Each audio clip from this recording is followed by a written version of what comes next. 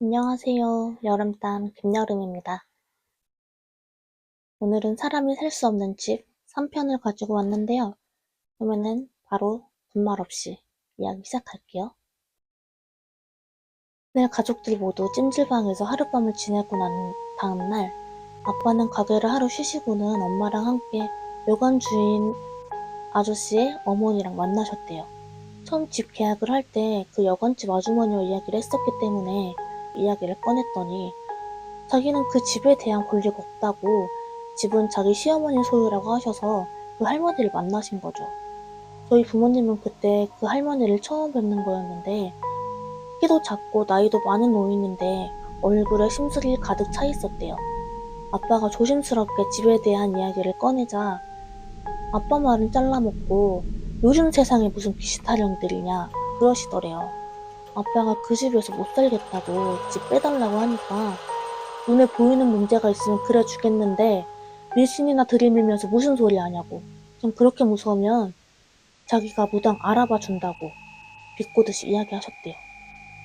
집주인이 그렇게 나오는데 부모님도 어떻게 할 방법이 없는 데다 보증금도 못 돌려받은 채 집을 빼고 이사갈 순 없는 노릇이었대요. 그날은 결국 아무 성과도 없이 그냥 돌아오셨고 그날도 우리 가족은 그 집에 돌아갔어요. 학교에서 겨우 어제 일을 잊고 잘 놀다가 그 집을 다시 가려니까 지옥에 끌려가는 느낌이었어요. 엄마 아빠 손에 억지로 다시 그 집에 들어섰을 때 처음 그 집의 인상과 너무 다르더라고요. 곳곳이 누런 벽지가 괜히 무섭기도 하고 시원해서 좋다고 생각했는데 으스스하고 소름 돋고 무엇보다 오빠는 제가 그때 밤에 했던 행동들도 몸의병이 아니라 뭔가 다른 것이라고 생각해서 그 방에서 못 자겠다고 엄마한테 때를 썼어요. 저도 오빠가 그 방에서 안 잔다고 하니 저도 같이 때를 썼고요.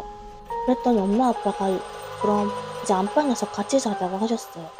그런데 신기하게도 네 식구가 같이 자면서부터 그런 일이 좀 줄어드는 거예요. 그냥 가끔 저녁에 쿵 소리가 난다던가 TV가 꺼진다던가 등등 짜잘한 일만 가끔씩 생기고 괜찮은 듯 싶었어요. 그래서 그날 이후 항상 네 식구가 같이 잤는데 한 열흘 지나서였어요. 우리 가족들이 잘 때 큰 이불 2개를 깔고 엄마, 저, 오빠, 아빠 이렇게 누워서 자거든요. 엄마 옆에는 이사 올 때부터 있던 그 화장대가 있고 그 옆에 방문이 있었어요. 방문은 항상 닫고 잤는데 그날따라 너무 더운 거예요. 그래서 방문을 열고 잤거든요. 방문을 여니까 거실이 너무 무서운 거예요. 그날은 내 식구가 전부 다 긴장해서 스탠드 같은 걸 펴놓고 쉽게 잠도 못 들고 한참 이야기를 하다가 잠들었는데 이제 자는데 이야기 소리가 계속 들리는 거예요. 좀 시끄러워서 중간에 눈을 떴어요. 엄마 목소리인 것 같아서 엄마 하고 엄마 쪽을 봤는데 엄마가 뒤돌아 누워있더라고요. 방문 쪽을 바라보고 옆으로 누워서 주무시고 계시는데 엄마 옆 화장대 위에 사람이 올라가서 이상한 소리를 내면서 춤을 추고 있는 거예요. 화장대가 바닥에 앉아 쓰는 거라 화장대가 낮아서 그것의 하체가 딱 눈에 보였어요. 너무 무서워서 눈을 감았다가 떴는데 도저히 눈을 다 뜨고 못 보겠어서 실눈을 뜨고 봤는데요. 하얀 발목이 껑충껑충 뛰면서 춤을 추는 것 같은 거예요. 도저히 보고 있을 수가 없어서 눈을 감았는데 이상한 소리를 계속 내는 거예요. 말도 아니고 이상한 괴기스러운 소리 같은 걸 내면서 계속 방방 뛰고 있는 것 같았어요. 식은땀을 뻘뻘 흘리면서 거의 몇십 분을 뒤척이지도 못하고 그렇다고 눈을 뜨지도 못하고 그 이상한 소리를 듣고 있다가 저도 모르게 잠이 든 것 같아요. 그 다음날 제가 제일 먼저 일어났는데요. 오빠는 어디 갔는지 자리에 없었어요. 엄마랑 아빠랑 전부 다 몸을 웅크리고 방문 쪽으로 들어 누워서 자고 있는 거예요. 이상하다 생각했는데 곧바로 엄마가 일어나시더니 소리를 지르시는 거예요. 그 소리에 아빠가 일어나셨고요. 엄마 보고 왜 그러냐고 물으시다가 아빠도 굳으셨죠. 화장대에 있던 업무 화장품 같은 게 다 바닥에 떨어져 있는 거예요.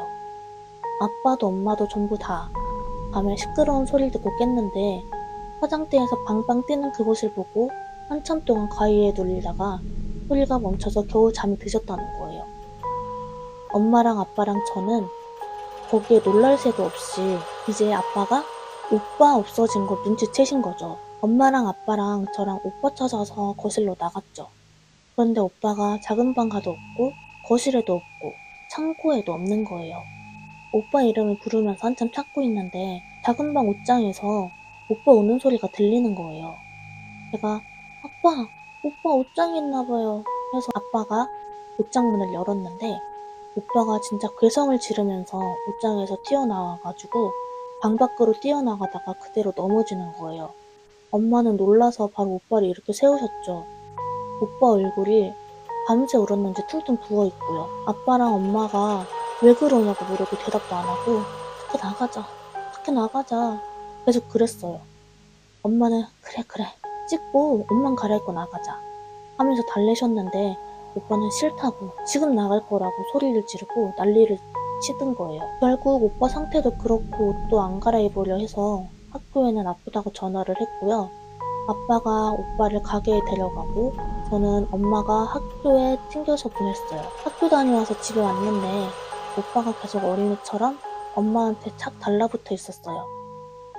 저는 평소 같았으면 오빠한테 장난치고 놀렸을 텐데 저도 그날은 그냥 얌전히 아빠 옆에 붙어 있었어요.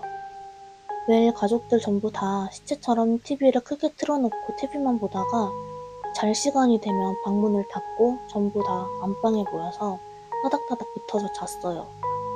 초등학교 5학년인 오빠가 집에서 계속 화장실을 못 가는 거예요. 그래서 한동안은 아빠가 계속 같이 들어갔고요. 오빠가 맨날 아무 말도 안 하다 보니 집이 대화도 약간 단절되는 느낌이었어요. 오빠한테 그날 왜 그랬는지 아무리 물어도 대답을 안 해줬거든요. 그렇게 며칠 아무 일도 없다가 가족끼리 외식하는 날이었어요. 기분 전환도 할 겸 그날 고기를 먹으러 갔는데 거의 다 먹어갈 때쯤 오빠가 또 엄마 아빠한테 우리 집에 가지 말자 그러는 거예요. 그랬더니 아빠가 오빠를 달래셨죠. 욕을 나 왜 그랬는지 엄마 아빠한테 말을 해야 엄마 아빠가 안다고. 엄마 아빠가 지금 당장 이사는 못 가지만 조금 있다가 다른 데로 꼭 이사해 줄 테니까 뭐가 무서운지 엄마 아빠한테 말해달라고. 뭐 이렇게 말씀하셨는데 그때서야 오빠가 그날 이야기를 꺼냈어요. 그날 오빠는 자다가 화장실을 갔는데 무서워서 화장실 문을 열고 볼일을 봤대요. 근데 어렴풋이 방에서 떠든 소리가 들려서 아 누가 깼나 보다 안 그래도 무서웠는데 달랬다 하면서 좋았대요. 그래서 기분 좋게 볼일을 보고 방을 가려고 나왔는데 화장대 위에서 키가 큰 여자가 하얀 천을 둘러매고 머리는 산발이고 발목만 허옇게 대놓고 춤을 추면서 이상한 알아들을 수 없는 소리를 내고 있더래요. 너무 무서워서 소리도 못 지르고 화장실 앞에서 꾹꾹 물어댔는데 그게 화장대에서 훌쩍 뛰어내리더니 오빠를 잡으러 막 쫓아오더래요. 이상한 춤을 추면서 이상한 소리까지 내면서요. 오빠가 안방으로 도망치려니까 잡힐 것 같으니 작은 방으로 가서 옷장 안에 숨어 있는데요. 그게 옷장 밖에서 이상한 소리를 내다가 엄마 목소리를 흉내를 내기도 하고 아빠 목소리로 흉내내고 그리고 제 목소리로 흉내냈는데 가족들 목소리로 땡땡 너 죽어? 죽는다. 이리 나와 나와 죽는다. 밤새도록 옷장 앞에서 쿵쿵대면서 가족들 목소리를 협박했다가 갑자기 이상한 목소리로 킥킥 웃어대다가 오빠는 옷장에 숨어서 소리를 내서 울지도 못하고 밤새 울었다는 거예요. 그날 밤에 아빠랑 저랑 엄마가 이상한 소리가 멈춰서 겨우 잠들 수 있었을 때 그 귀신이 오빠를 쫓아가서 그랬던 거죠. 나중에 알게 됐는데 그 옷장은 우리가 가져온 옷장이거든요. 엄마가 아빠한테 시집 올 때 가져온 옷장인데 외할머니가 그 옷장 안에다가 악한 것을 쫓는 그런 부적을 붙여두셨나봐요. 그래서 그 귀신이 그 옷장에 숨은 오빠한테는 해코지를 못한 거일 수도 있다고 엄마가 그러시더라고요. 아무튼 오늘 이야기는 여기까지고요. 어떠셨나요? 저는 이제 슬슬 무서워집니다. 그럼 사람이 셀 수 없는 집 4, 다시 1로 돌아올게요.